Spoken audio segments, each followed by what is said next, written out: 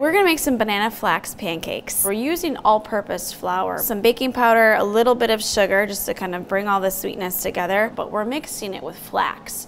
So we can get the fiber benefits from the flax, but we get the texture benefits of the all-purpose flour.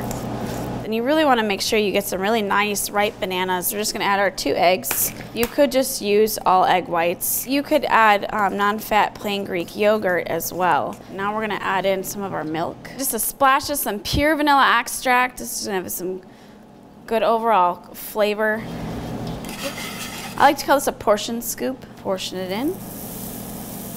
Oh yeah.